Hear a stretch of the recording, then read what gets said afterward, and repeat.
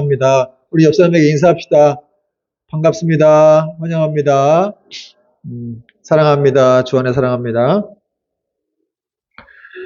오늘 말씀 제목은 실패를 덮는 하나님의 사랑, 실패를 덮는 하나님의 사랑이라는 제목으로 말씀을 전하겠습니다.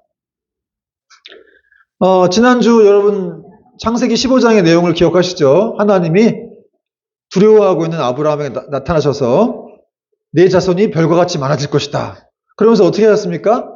바깥으로 데리고 나가셔가지고 하늘에 있는 많은 무별들을 보여주셨죠. 우리 하나님은 정말 시청각 교육을 통해서 이제 아브라함에게 확실하게 심어주시는 거예요. 네 후손은 너 지금 자식이 없다고 말하지 마. 네 후손은 이렇게 많아질 거야. 그러면서 아주 아브라함에게 용기를 심어주고 비전을 심어주셨어요. 믿음 없는 아브라함을 주의 말씀으로 이렇게 연결시키셔서 하늘의 별들을 보게 하신 것이죠.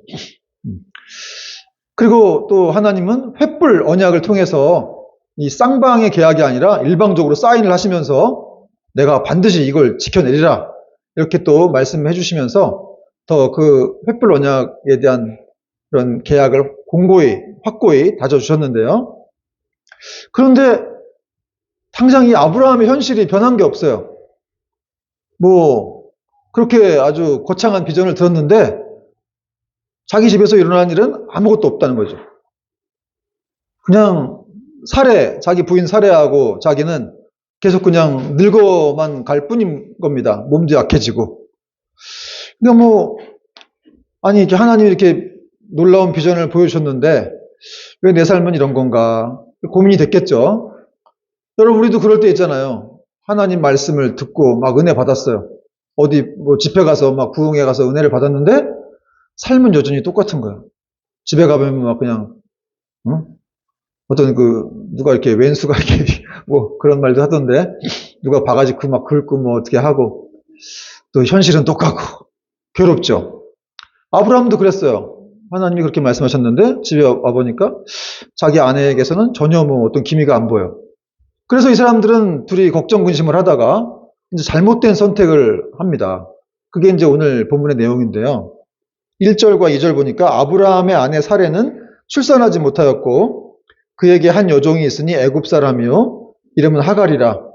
2절 사레가 아브라함에게 이르되 여호와께서 내 출산을 허락하지 아니하셨으니 원하건대 내 여종에게 들어가라. 내가 혹 그로 말미암아 자녀를 얻을까 하노라 하매 아브라함이 사레의 말을 들으니라. 사실 여러분 아브라함의 집에 아이가 없다라는 건 슬픈 거죠, 사실 그죠? 여러분 생각해 보세요. 결혼했는데 아이가 없다. 일부러 안 갖는 사람도 있겠지만 가지려고 하는데도 그렇게 안 생기면 얼마나 슬프겠어요. 그러니까 사실은 이 아이 없는 건 아브라함과 이 사레에게는 늘 시험거리였던 거예요.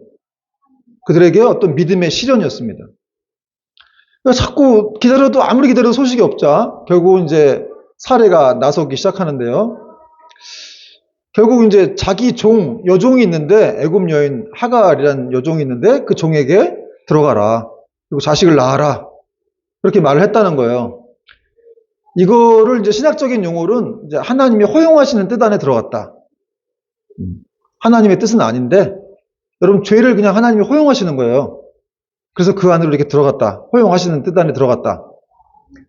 여러분 이렇게 오늘 사례가 무슨 말을 하고 있냐면 하나님께서 내 출산을 허락하지 아니하셨다. 이런 말을 했어요. 이게 무슨 말이냐면 내가 지금 아이가 안 생기는 건 하나님 탓이야. 이런 뜻이거든요. 그러면서 내 여종에게 들어가라. 여러분 하나님이 아브라함에게 분명히 말씀해 주셨습니다. 네 자손이 이렇게 별과 같이 많아질 것이다. 이 얘기를 사례도 들었겠죠. 하나님이 이렇게 바깥에 데리고 나서 무별도 보여주시면서 막 얘기해 주셨으니까 분명히 사례도 남편에게서 들었을 겁니다. 그럼에도 불구하고 사례가 그 약속을 믿지 않았어요. 그리고 자꾸 시간이 지나도 아무 소식도 없으니까 마치 아예 하나님이 안 주실 것처럼 생각을 하고 단정을 짓고 성급한 결론 딱 내리고 인생의 마침표를 딱 찍었어요.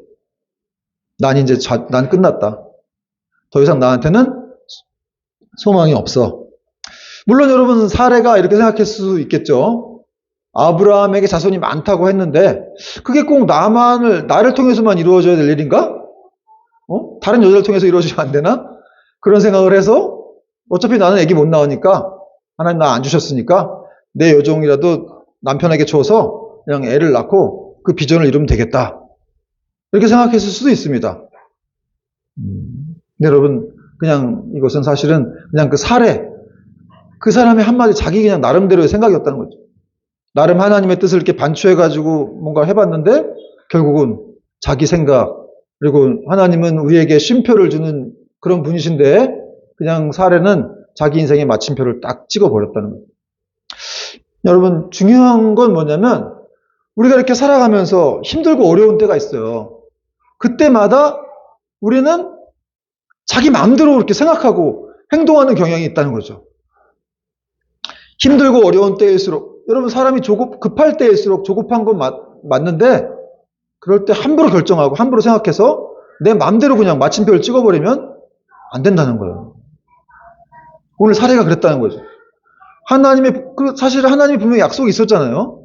그럼에도 불구하고 사례는 계속해서 눈에 보이지 않는다는 이유로 그냥 이렇게 난 더 이상 나에겐 소망이 없어 이렇게 생각을 했다는 것이죠. 그리고 사례가 계속해서 그 생각만 하다 보니까 잘못된 생각이죠. 그러니까 자꾸 여러분 믿음은 뭐예요? 하나님을 바라봐야 되는 건데 자꾸 자기가 잘못된 생각만 하다 보니까 자꾸 이렇게 어떤 눈에 보이는 게 들어오는 거죠. 어떤 눈에 보이는 대안들이 들어오는 거예요. 그게 누구였느냐? 자기 종이었던 애굽 여인 하갈이었습니다. 여러분 자꾸 잘못된 생각만 하면은 하나님이 안 들어와요.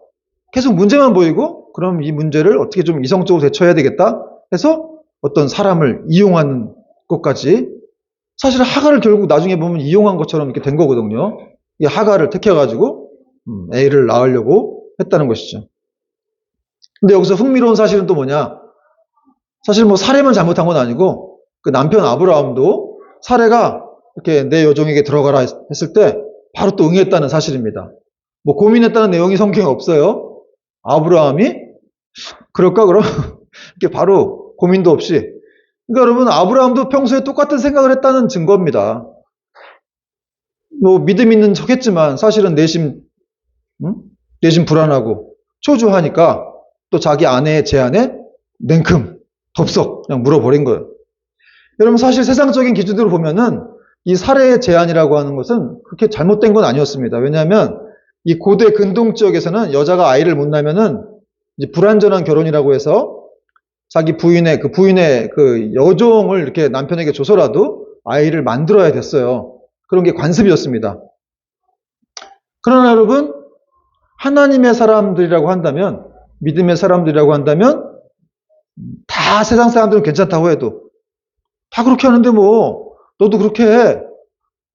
그렇게 말해도 믿음의 사람들이 하지 말아야 될 일이 있다는 것이죠. 함부로 취해서는 안 되는 그런 길이 있는 거죠. 세상 사람들이 다 좋다고 해도. 왜냐하면 우리는 이 땅에 속하여 살고 있지만 사실 우리는 하나님 나라의 시민이라는 거예요. 그렇기 때문에 세상 사람들이 다 좋다는 것에 대해서 우리가 찬성할 수가 없는 것이죠. 그렇다면은 왜 이렇게 하나님은 좀 아들 한번 좀 빨리 주신다고 해놓고 왜 이렇게까지 약속을 이렇게 길게 기도응답을 늦추시는 걸까? 왜 안 주시는 걸까? 여러분 하나님이 기도응답을 늦추시는 이유가 있는데 그 뜻을 우리가 잘 알아야 돼요. 뭐겠습니까? 여러분 하나님은 이 아브라함과 사레가 자신들의 연약함, 그런 무력함을 깨닫고 그냥 전적으로 하나님만 의지할 수 있는 그런 믿음을 갖게 하시기 위해서 이렇게 기도응답을 늦추셨다는 것이죠.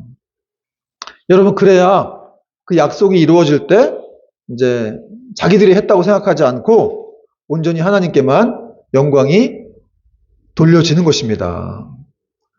오늘 우리 현진이 잘 듣고 있네. 과자 먹으면서. 여러분 사람들이 원래 그래요. 이렇게 고생 끝에 뭘 얻어야 자기가 한 것이 아님을 알게 되는데 고생하지 않고 바로 얻어버리면 어떻게 되겠습니까? 교만해지면서 결국 이건 내가 한 거야. 사실 저는 그런 얘기 들은 거 많아요. 옛날에 이전 교회 있을 때도 그렇게 간절하게 매달리더니 어떤 응답이 이루어지니까 하나님이 했다고 생각을 못 하더라고요. 저는 그 얘기를 듣고 깜짝 놀랐어요. 그렇게 몇 년 동안 직업이 없었는데 나중에 취업을 했는데 그러면서 나중에 하는 말이, 야, 내가 정말 하나님께 감사하다. 이랬더니, 에이, 뭐 하나님이 하신 거겠어요? 내가 이렇게 운이 좋았던 거죠? 이런 식으로. 근데 그렇게 운을 생각했던 사람이 어떻게 교회를 이렇게 열심히 나와가지고 새벽 기도까지 나오고 막 그렇게 했는지.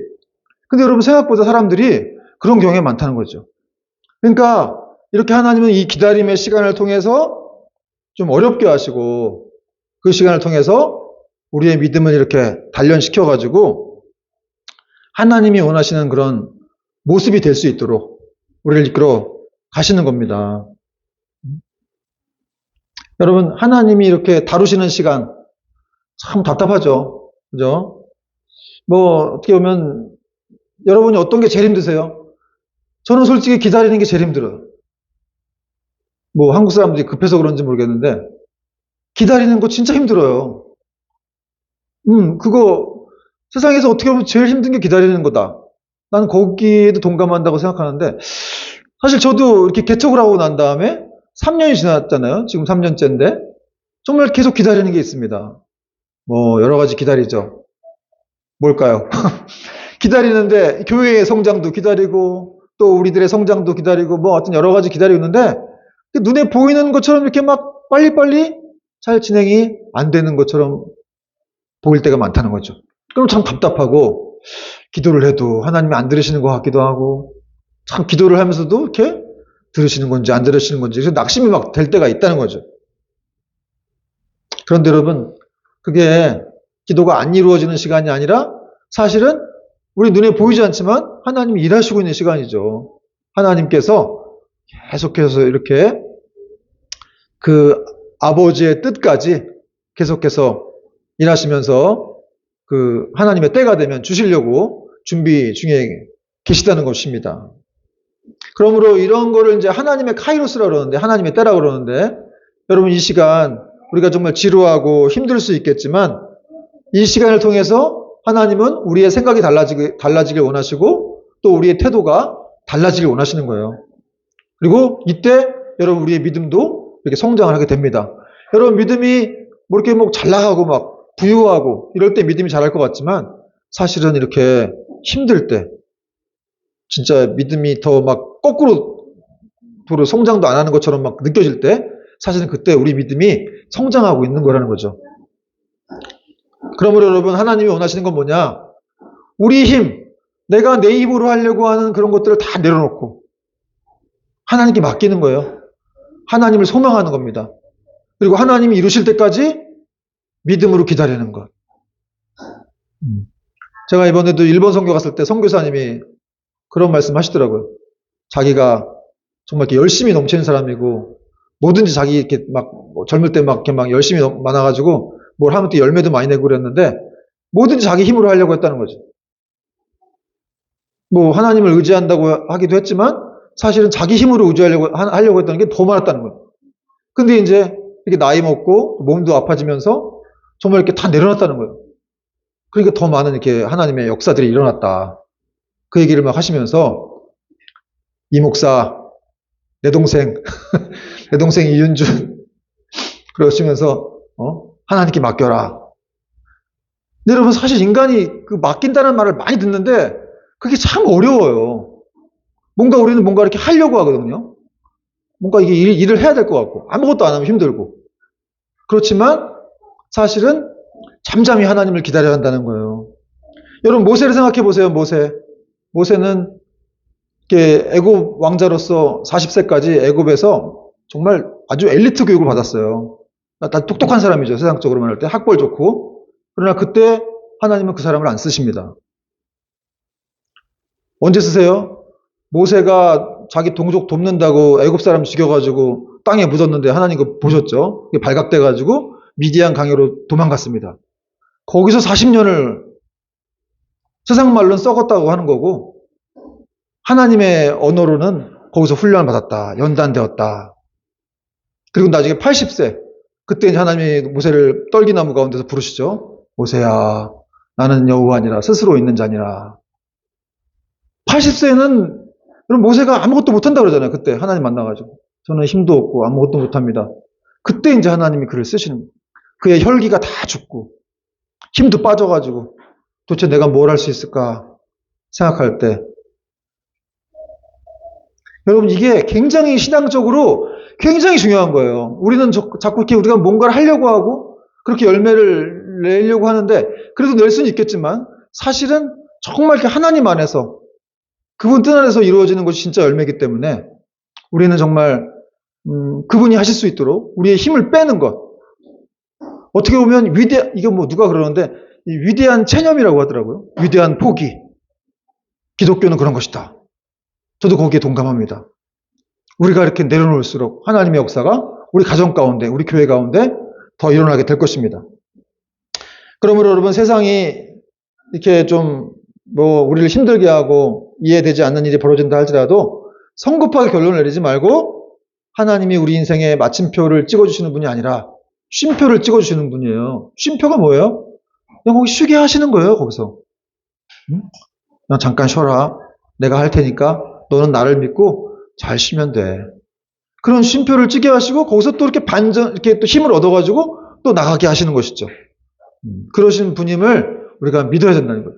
그럴 때 우리는 두려워하지 않고 답답해하지 않을 수가 있습니다. 자, 4절 말씀 보니까 이렇게 또 여종을 통해서 아기를 얻으려고 했던 그런 편법이 어떤 가정에 이렇게 파국을 불러오게 되는 장면을 보게 되는데요. 4절 말씀 보니까 아브라함이 하갈과 동침하였더니 하갈이 임신하매 그가 자기의 임신함을 알고 그의 여주인을 멸시한지라. 여러분 아브라함과 사례가 그렇게 오랜 세월 살아도 임신 한 번 안 됐는데 어떻게 또 하갈하고 한 번 이렇게 하룻밤 잤는데 바로 또 임신이 된 거예요. 어떻게 생각하세요? 정법을 쓰면 잘 안 되는데 편법을 쓰면 또 가끔 이렇게 또 대득도 하는. 여러분 이거 성공한 겁니까? 기도응답 된 거예요? 여러분 사례가 그토록 아기를 갖기를 원했어요. 그래서 자기 여종을 이렇게 써가지고 아기를 낳으려고 했는데 그 여종이 임신하자마자 어떻게 합니까? 자기 여주인 사례를 멸시한 거예요. 지금까지 사례하고 이 하갈은 아무 문제 없었거든요.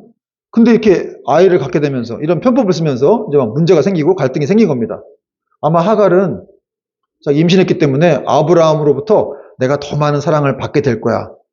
아마 받고 있을걸? 이런 생각을 했을지 모르겠어요. 그러니까 이렇게 기고만장해가지고. 여러분, 사람을 이렇게 힘 생기면은 교만해져요. 힘 없으면 아무렇지도 않은 것처럼 보이지만 힘 생기면 교만해지고 기고만장해지고 결국은 영혼까지 병들게 됩니다. 여러분, 사례가 이걸 견디다 못해가지고 아브라함 불러서 막 따지기 시작합니다. 여러분, 사례도 한 성격 합니다. 5절 보니까 사례가 아브라함에게 이르되 내가 받는 모욕은 당신이 받아야 옳도다. 내가 나의 여종을 당신의 품에 두었거늘 그가 자기의 임신함을 알고 나를 멸시하니 당신과 나 사이에 여호와께서 판단하시기를 원하노라. 내가 받는 모욕은 당신이 받아야 옳도다. 이게 무슨 말이에요? 다 너 때문이라는 거예요. 너 남편 때문이야. 여러분 종에게까지 무시를 당한 사례가 막 지금 뚜껑이 열려가지고 감정이 격해져가지고 막 남편한테 막 따지는 거죠. 그리고 막 하나님의 이름까지 막 들먹이면서 하나님 앞에서 잘잘못을 따져보자 이렇게 요구를 했다는 거예요. 근데 여러분 이 사례의 말이 맞는 걸까요? 틀리는 걸까요? 네 잘못이라는 말. 아브라함 네 잘못이야. 이 말이 사례의 말이 틀린 말이에요? 맞는 말이에요? 틀린 말? 약간 틀린 말일 수는 있지만 거의 맞는 말이에요. 왜냐하면은 사례가 잘못했죠. 제안을 했지만 사실은 이 가장이 책임자이기 때문에 최종 책임자이기 때문에 사실은 이 가장인 아브라함에게 더 잘못이 큰 거예요. 아브라함이 이걸 허락을 했기 때문에 결국 하나님은 가장에게 묻는 거예요. 너 왜 이렇게 했어? 여러분 그 교회나 종종 아버지 학교 이런 데 가보면 구호가 걸렸죠. 구호. 슬로건이 뭐라고 써 있어요? 마치면 커피 한 잔. 네? 아내 말을 잘 듣자? 그런 것도 써 있을 수 있겠는데. 아버지가 살아야 가정이 산다. 대부분 이렇게 걸려 있어요. 아버지 학교나 교회 이런 데 가보면. 아버지가 살아야 가정이 산다. 여러분 공감하십니까? 그 아버지가 살아야 가정이 산다. 그런 말을 하는데 왜 아버지가 살아야 가정이 사는가? 왜냐하면 영적인 책임자가 아버지이기 때문에 그렇습니다. 아담을 먼저 만드시고 그 다음에 하와를 만드신 거예요. 물론 어떤 이게 뭐 이 계열의 어떤 뭐 순위가 있는 건 아니지만 어쨌든 그렇게 한 가장의 영적인 리더로서 아버지를 세웠기 때문에. 근데 여러분 아담과 하와의 가정을 보더라도 그 가정도 실패했죠. 아담도 하와의 말을 듣고 선악과를 따먹고 같이 먹었어요. 여기 오늘 본문의 아브라함도 사라의 말을 듣고 그럼 그래 볼까? 하나님의 약속이 있긴 한데 뭐 에이, 눈에 보이지도 않고 나타나지도 않고 같이 먹자. 같이 어떻게 해보자. 이렇게 했다는 것이죠. 결국 아버지들이 정신을 차리지 않으면, 영적으로 깨어있지 않으면 가정은 무너질 수밖에 없다. 그런 걸 또 알 수가 있다는 것이죠. 여러분 사랑하는 모든 아버지들이여, 영적으로 깨어있으시길 바랍니다. 아버지여 일어나라. 여러분 아버지가 가정에서 살아나면 진짜 여러분 모든 가정이 다 살아나는 거예요. 특히 하나님과의 깊은 교제를 아버지가 잘하면 뭐 엄마고 뭐 부인이고 아들 딸들 다 따라오는 거죠. 그래서 여러분 진짜 아주 너무너무 중요하기 때문에 그래서 하나님이 우리를 가정의 가장으로 세우신 것입니다. 자, 이제 하갈은 사례의 학대를 견디다 못해서 도망을 갔어요. 이 여주인 아브라함이 당신 마음대로 해. 그랬더니 사례가 막 하갈을 학대한 거예요. 도망갔고 그 도망간 광야에서 할렐루야, 이 사례가 하나님을 만납니다. 6절부터 8절 보니까 아브라함이 사례에게 이르되 당신의 여종은 당신의 수종이 있으니 당신의 눈에 좋을 대로 그에게 행하라 하매 사례가 하갈을 학대하였더니 하갈이 사례 앞에서 도망하였더라. 이 아브라함이 끝까지 비겁해요. 자기가 책임을 져야지. 그냥 당신이 알아서 해. 이렇게 던져놓고 또 자기는 또 피해버렸다는 것이죠. 이러면 안 된다는 거예요. 아버지로서 끝까지, 최종 책임자로서 끝까지 책임을 져야 되는데 그냥 사례에게 맡겨버렸어. 그래서 사례가 막 하갈을 학대했더니 하갈이 도망갔습니다. 그랬는데 광야에서 하나님 만난 거예요. 7절 여호와의 사자가 광야의 샘물 곁 곧 술길 샘 곁에서 그를 만나. 8절 같이 한번 읽어볼게요. 8절 시작. 이르되 사례의 여종 하갈아 내가 어디서 왔으며 어디로 가느냐. 그가 이르되 나는 내 여주인 사례를 피하여 도망하나이다. 여러분 사례의 학대를 피해가지고 이 하갈이 광야에 있는 오아시스에 들렸는데 잠깐 이렇게 쉬게 된 거죠. 근데 여러분 하갈의 입장에 생각해보면 자기는 얼마나 원통하겠어요. 힘들겠죠. 자기가 누가 뭐 아기 갖고 싶었다고 했나요? 그냥 이렇게 자기들끼리 얘기해놓고 뭐 종 불러다가 임신 시켜놓는데 그런 아브라함도 자기를 임신 시켜놓고 자기를 버리고 또 사례도 자기를 학대하니까 자기 입장에서 너무 황당하고 억울한 거죠. 그리고 거기서 도망쳐 나오긴 했는데 어디 갈 데가 없어요. 어디로 가야 될지. 막 광야에서 방황하고 있는데 이때 하나님이 나타나 주신 거예요. 그러면서 하갈아 내가 어디서 왔으며 어디로 가느냐. 여러분 하갈이 이방 여인이에요. 애굽 여인의 그냥 비천한 종이에요. 근데 하나님이 이런 사람들에게까지 이런 비천한 여인들에게까지 나타나셔서 말씀하시는 거예요. 여러분 사랑하는 여러분 하나님은 학대받는 비천한 사람들의 처지를 결코 모르시거나 외면하시는 분이 아니라는 겁니다. 하나님은 우리가 고통 속에서 신음하면서 현실로부터 도망하고 싶은 마음들을 잘 아시고 또 그런 때를 잘 아셔서 나타나시고 이렇게 말씀해 주시는 그런 분이라는 거예요. 또 하나님은 하갈이 누구인지를 아주 잘 알고 계셨어요. 당연하겠죠. 전지하신 하나님이니까. 그래서 뭐라고 불렀어요? 사례의 여종 하갈아. 사례의 여종이라고 부른 이유가 뭘까요? 지금 하갈이 누구에게 속한 종이라는 건지를 하나님이 지금 아신다는 거예요. 그리고 네가 지금 어떤 일 때문에 여기까지 왔구나 이런 것도 아신다는 거죠. 그리고 중요한 질문을 던지셨는데 네가 어디서 왔으며 어디로 가느냐. 여러분 하나님이 뭐 이거 하갈이 어디로 가는지 몰라서 물으셨겠어요? 아담에게도 이렇게 물으셨죠. 네가 어디로 가느냐. 네가 지금 어디 있느냐. 몰라서 물으신 게 아니라 네가 왜 지금 거기 있냐. 왜 지금 거기서 이렇게 방황하고 있느냐. 응? 왜 지금 있어야 될 자리에 없고 왜 거기서 이렇게 슬퍼하고 두려워하고 있느냐. 이런 말입니다. 여러분 우리도 이 근본적인 물음이에요. 네가 어디서 왔으며 어디로 가느냐. 여러분 우리는 이 근본적인 질문에 대해서 우리도 답해야 되죠. 여러분 우리 인생은 어디서 와서 어디로 가는 겁니까? 여러분 어디서 와서 어디로 가는 거예요? 알아요? 크리스찬인데도 이걸 모르는 사람들이 있는 것 같더라고요. 어디서 왔다가 어디로 가는지. 이거 모르면 평생을 방황하는 거예요. 내가 어디서 왔으며 어디로 가는지 모른다. 그럼 갈 곳도 없는 거 아니에요, 마지막에. 그거 얼마나 슬퍼요. 그것만큼 슬픈 인생이 없습니다. 여러분, 그런데 고대의 철학자들도 늘 그렇게 질문을 던졌어요. 도대체 인생이란 무엇인가? 이 인생이 어디서 왔다가 어디로 가는 것인가? 근데 답을 못 찾았죠. 답이 없어요, 철학에는. 근데 여러분, 신앙 안에 답이 있다는 거예요. 신학 안에 답이 있다는 거예요. 기독교 안에 답이 있어요.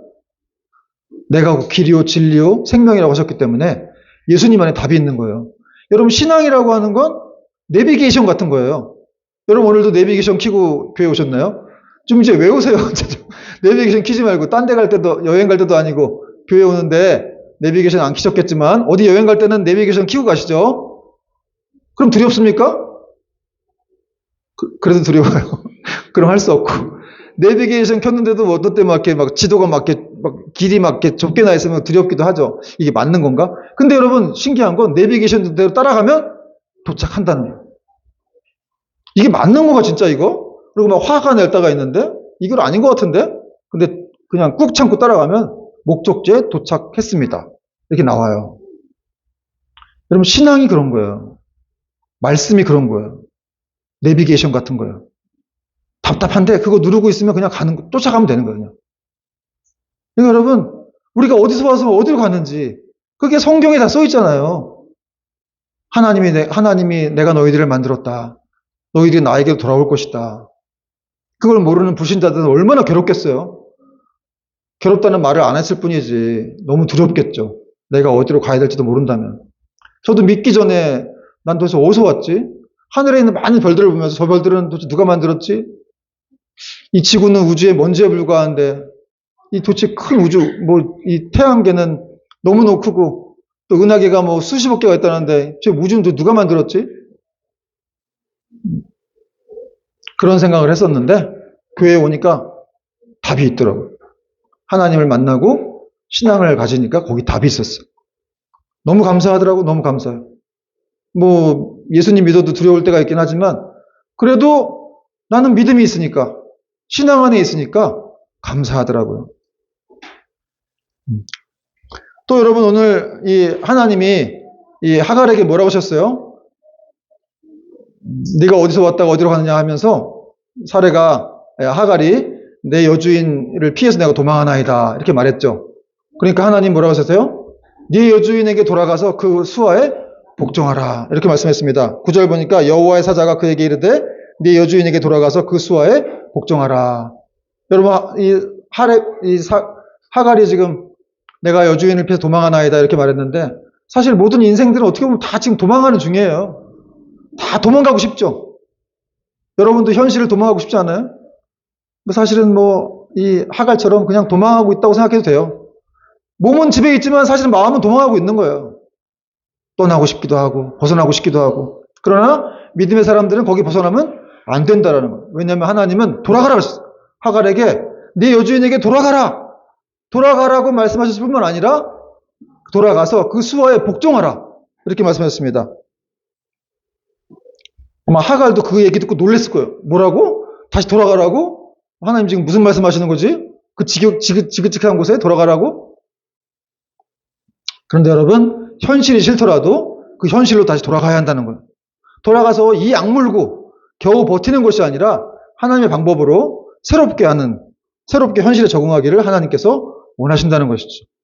그리고 이제 하나님이 주신 그 질서에 순종하게 될 때 여러분은 복을 누리게 되는 거예요. 여러분, 하나님은 뜻이 있으셔서 이렇게 우리 위에 권위를 두셨습니다. 이 하갈 위에 뜻이 있으시기 때문에 사례라는 여주인을 두신 거예요. 여러분의 직장에 여러분보다 위에 있는 사람들이 있죠. 가정에도 여러분보다 위에 있는 분들이 있는데 다 뜻이 있기 때문에 그렇게 권위를 주신 겁니다.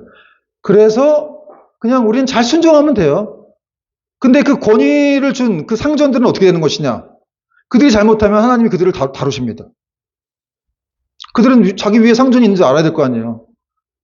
사람도 있겠지만 하나님이 계시기 때문에 잘못하면 하나님이 다루시는 거라서 우리는 그들에게 대항할 게 아니라 그냥 우리는 순종만 하면 하나님이 그들을 다루시는 거예요. 그러므로 축복의 열쇠는 뭐냐? 순종에 있다고 할 수가 있습니다. 여러분 말씀 앞에 순종하셔야 되고 그러면 상황은 변화되어 있는 것이죠. 여러분 상황이 변화되고 좋아지면 내가 순종하겠다. 이게 아니고 순종하면 상황은 변화가 되어 있는 거예요. 말씀이 원래 그래요. 여러분 남편이 힘들게 해갖고 바깥에 도는 아내들이 있습니까? 빨리 집에 들어가야 됩니다. 또 아내가 힘들게 해서 바깥에만 도는 남편들이 있다면 빨리 집에 들어가야 된다는 거예요. 그리고 서로 남편과 아내가 서로 사랑하고 존경할 때 놀라운 일들이 벌어지는 거예요. 부모가 힘들게 한다고 바깥에 도는 자녀들이 있다면 빨리 들어가십시오. 유튜브 보는 사람들, 보는 분들. 또 이제 하나님의 사자는 사갈에게 아들을 낳을 것이라고 하시고 이름까지 지어주셨는데요. 11절 말씀 같이 한번 읽어볼게요. 시작.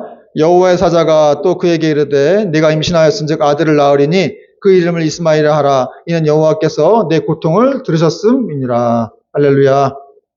여러분 하나님께서 비록 이 하갈의 아들이 불순종으로 태어난 아들이었지만 그에게 은총을 베풀어 주셨습니다. 그래서 이스마엘이라는 이름도 직접 지어주셨어요. 근데 이스마엘이 무슨 뜻이냐? 내가 네 고통을 들었다. 내가 네 고통을 들었다라는 뜻입니다. 그리고 하나님은 또 이스마엘에게도 이렇게 번성하는 축복을 주셨죠. 10절 보니까 여호와의 사자가 또 그에게 이르되 내가 네 씨를 크게 번성하여 그 수가 많아 셀 수 없게 하리라. 여러분 오늘날 중동 지역의 아랍 민족들이 바로 이 이스마엘의 후손들이라고 할 수 있죠. 그들이 비록 영적인 수호는 아니지만 하나님이 이렇게 축복을 주신 거죠. 여러분 하나님께서 내가 네 고통을 들었다라고 하는 이 장면은 이 세상의 비참한 현실들에 대해서 하나님은 어떤 인격적인 자세를 취하시는지를 지금 보여주고 있다는 거예요. 하나님이 들었다는 것이죠. 우리 주님은 이 세상의 고난과 아픔에 대해서 결코 모르시거나 외면하시는 분이 아니시라는 사실이죠. 그리고 고통스러운 신음소리를 들으실 수 없는 하나님이 아니시기 때문에 그분은 다 들으시고 지금도 그 원한과 고통을 신원해 주시는 분이십니다. 사랑하는 여러분, 이 하나님의 사랑은 우리의 연약함으로 인한 실수나 실패보다도 훨씬 더 크시죠. 그래서 비록 불신으로 태어난 아들이고 비천한 이방 여인의 아들이었지만 하나님은 그 가련한 여인의 고통을 들으시고 그 아들에게 큰 민족이 되는 축복을 주셨다는 거예요. 여러분 이런 사실을 통해서 하나님은 어느 한 민족만 사랑하시는 분이 아님을 우리가 알 수가 있습니다. 여러분 하나님은 대한민국만 사랑하시는 게 아니에요. 하나님은 북한도 사랑하시고 중국도 사랑하시고 러시아도 사랑하시고 아프리카도 사랑하십니다. 또 우리가 일본 갔다 왔지만 일본 영혼도 사랑하시는 거예요. 일본이 우리를 침략해서 괴롭혔고 지금도 뭐 오염수 방류하고 막 그랬고 있지만 하나님은 그들을 영혼을 사랑하신다는 거예요. 그래서 우리를 보내신 거예요. 일본 땅으로. 그 50 몇 명 되는 아이들까지 그 영혼들이 가서 또 거기서 지금 열매가 있어가지고 세례까지 받는 사람들이 나왔고 그렇게 해서 우리를 사용하시는 거죠. 여러분 500년 전에도 일본 땅에 도요토미 히데요시 막부 정치를 할 때도 이 포르투갈에서 예수의 선교 수도사들을 보내서 가지고 이렇게 일본을 복음화 시켰습니다. 우리보다도 한 400년, 500년 먼저 일본에 복음이 들어왔어요. 그래서 그때 일본의 키리스탄이라고 하는데 60만, 50만 정도 됐다고 그래요. 100만까지도 갔었는데 나중에 이제 토요토미 히데요시가 막 이렇게 핍박을 했죠. 그래서 많은 사람들이 순교를 했습니다. 제가 그때 나가사키를 다녀왔는데 거기 순교지가 있는데 가봤는데 너무 감동적이더라고요. 12살짜리 아이가 이렇게 막 사무라이들이 이렇게 막 참수를 시키려고 하는데 예수님 거부하면 살려주겠다고 하니까 영생이 나에게 기다리고 있는데 내가 어찌 이렇게 이 땅의 생명을 원할 수가 있느냐라고 하면서 이렇게 순교를 당했다 그래요. 그런 내용도 이렇게 막 적혀 있고 나중에 한번 우리도 나가사키나 이런 데 한번 가서 봤으면 좋겠다는 생각이 듭니다. 여러분 이렇게 하나님은 모든 민족들을 사랑하신다는 거. 그래서 정말 하나님이 제일 힘들어하는 기도가 있다 그래요. 축구 경기할 때 서로 이기게 해달라는 기도. 누구 기도를 들어줘야 될지. 한일전 하면은 서로 막 이기게 해달라는 기도할 거 아니에요, 성도들이. 누구 기도를 들어줘야 되나. 여러분, 이 하갈이 하나님이 너무 얼마나 감사했겠어요. 자기에게 나타나셨으니까. 그래서 그 하나님께 감사를 드리면서 경건한 고백을 하는데요. 13절, 14절 보니까 하갈이 자기에게 이르신 여호와의 이름을 나를 살피시는 하나님이라 하였으니 이는 내가 어떻게 여기서 나를 살피시는 하나님을 배웠는고 함이라. 이러므로 그 샘을 부엘라 헤로이라 불렀으며 그것은 가데스와 베레 사이에 있더라. 여러분, 하갈이 자기 나타나신 하나님을 찬미하고 감사했습니다. 아니 어떻게 나 같은 자에게 이렇게, 아니 여기가 지금 아브라함의 집도 아니고 광야인데 아무것도 없는 곳에 하나님이 나타날 수가 있는가? 나를 살피실 수가 있는가? 전혀 기대도 하지 않았고, 내가 지금 자기 본분에서 이탈해서 이렇게 집을 나가버린 종이었는데 그런 나에게도 나타나셔서 이렇게 사랑을 베풀어 줄 수 있는 것인가? 그런 고백인 거예요. 그러므로 여러분, 우리도 이런 고백이 있어야 될 줄 믿습니다. 어떻게 하나님이 나 같은 자에게 나타나셨는가? 나를 살펴보시고 있는가? 아니 어떻게 이렇게 죄 많고 허물 많은 이런 인생을 하나님이 이렇게 목사로 세우시고 성도로 세우시고 자녀 삼아주시고 지금도 계속 돌봐주시는, 도대체 이게 얼마나 큰 은혜인가? 이런 고백이, 감동이 있어야 될 줄로 믿습니다. 여러분, 하갈이 자기가 하나님을 만난 장소에 부엘라 헤로이라는 이름을 지었어요. 나를 살피시는 생존자의 우물, 이런 뜻입니다. 나를 살피시는 장소, 뭐 이런 뜻이에요. 여러분, 하나님은 우리를 살피시죠. 그래서 다윗도 이런 고백을 했는데, 여호와여 주께서 나를 살펴보셨으므로 나를 아시나이다. 여러분, 하나님은 우리를 살펴보고 계시고 우리를 잘 아시는 것이죠. 그리고 불꽃 같은 눈으로 우리를 지키시고 돌보시는 하나님이십니다. 말씀의 결론입니다. 여러분, 비록 사레와 아브라함의 언약함으로 인해서 그런 실수를 했죠. 그럼에도 불구하고 하나님은 문제의 불씨인 이 하갈과 그의 아들을 축복해 주셨습니다. 인간의 실수와 부족함에 의해 생긴 문제일지라도 하나님의 사랑은 변함없이 부어진다는 것을 우리가 또 오늘 본문을 통해서 배울 수가 있습니다. 여러분, 죄가 더한 곳에 은혜가 더한다는 말씀이 있죠.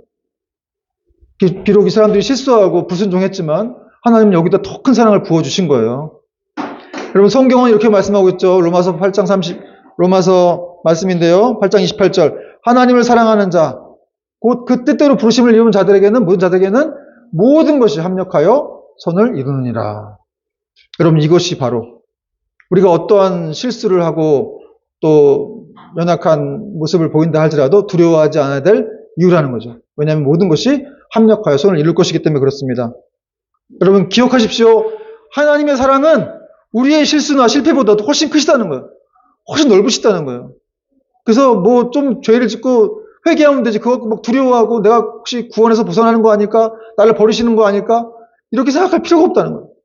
그건 여러분, 복음을 몰라서 그래요. 하나님이 어떤 분이신지를 몰라서 그래요. 하나님의 사랑이 어떤 것인지 몰라서 그렇습니다. 여러분, 우리 하나님의 사랑은 확고합니다. 변함없어요. 우리만 왔다 갔다 하는 거지 하나님의 사랑은 확고하고 변함없기 때문에 성경은 말씀하죠. 그 사랑을 그리스도 안에 있는 그 사랑에서, 우리를 그리스도 안에 있는 하나님의 사랑에서 결코 떼어놓을 수가 없다. 끊을 수가 없다. 말씀하고 있는 것입니다. 여러분, 이 사랑에 기대어서 또 이번 한 주도 또 영적인 전쟁에서 승리하는 저와 여러분 되기를 주의 이름으로 축원드립니다. 아멘.